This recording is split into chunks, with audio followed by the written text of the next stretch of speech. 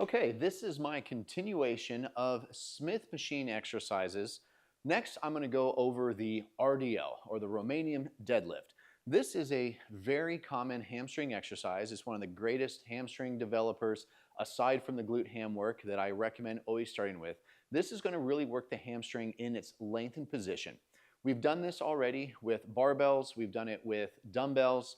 Now we're going to do it with the Smith machine, which is actually one of my preferred methods, because it takes out the need for balance so that you can really increase the weight and target those hamstrings. And because of the nature of the fixed position of the Smith machine, now I can adjust my feet to get the perfect stretch based on what I want to work on. All right, first off, to get this set up, if you've watched the squat tutorial in the Smith machine, we know that we can set stoppers, again, these safety levers down here, and that's going to be if, in case you don't have a great range of motion, and we can't go down quite as far. Now, some people are going to have a tremendous range of motion, and they're going to be able to bottom out in a Smith machine, and the solution for that, of course, is going to be to use some type of box where you can elevate yourself and get a greater stretch. But let's go over the form, and then you'll find out if you need more or less stretch in your RDL, because one of the most common mistakes in the RDL is rounding the back and therefore taking the pressure off the hamstrings, which is exactly what we don't want to do, but that's going to afford a greater range of motion at the expense of the appropriate work at the hamstring. So make sure that you're doing it correctly first before you try to get more range of motion.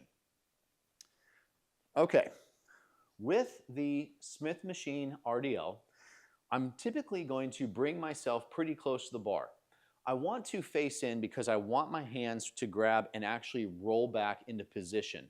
The other thing is that because the weight gets, or when your weight gets heavy, if you have a tough time getting this back in, this is where the stoppers are great, because then I can do my last rep and I can just leave it there on the bottom. However, how I have it, I've got it all the way down so I can get a full stretch, and I'm going to come in here at my thigh position where I can just pick up the bar, and again, I can roll this back. From here, you can kind of feel how it wants to pull me. So I just adjusted my feet so that right now I can stand up and I feel balanced. If my feet were back, you see how it's already pulling me forward.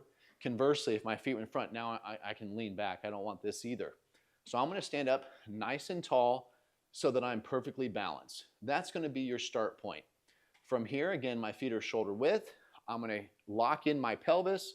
I'm going to take in my breath, and then I'm going to soften my knees. From here, I hip hinge, so my hips just go back, back, back, and there I feel my stretch. Now, for me, if I to go any lower with the stretch, I'm either going to have to bend my knees, which turns it into a squat, but that takes pressure off the hamstrings, or I can round my back, as you can see, and I can easily go down from here. But under no circumstance, if I'm working my hamstrings, do I want to see this back round. Now, there's other exercises where we do get a full rounding. That would be called like a Jefferson curl, and that is to work on range of motion throughout the entire spine, not just for the hamstring. But if you're trying to develop your hamstrings, remember, we're trying to lengthen the muscle. The hamstring, again, attaches below the knee, so therefore, as it bends, the hamstring shortens. If we want to lengthen it, we want to straighten the leg. However, we don't want to hyperextend the knee, and therefore we have a slight bend. But as I'm going down, if this knee continues to bend, I'm going to shorten the hamstring. That's why we don't want to see a continued knee bend. Whatever is my soft knee start position, that remains the same the entire time. As the weight gets heavier, as you fatigue, it'll be natural to want to bend, but don't do that. Just, you got to be disciplined, slow it down, and again, the motion comes from me driving my hips back, which is a hip hinge. Now again, the hamstrings also attach up here in the tuberosity, right here, basically on your sit bones. And so if I were to let my back round and I bring those sit bones towards my knees, you can see that's going to shorten the hamstring, i.e. take the pressure off, which we don't want to do. So the more I can keep my hips back in this butt out position, the more stretch I get. And so as I hip hinge, by now sticking my butt out more, the more stretch I get in the hamstrings, my arms are going to naturally just relax and come down without rounding. Because if I round my upper back, guess what? Low back's going to round with it.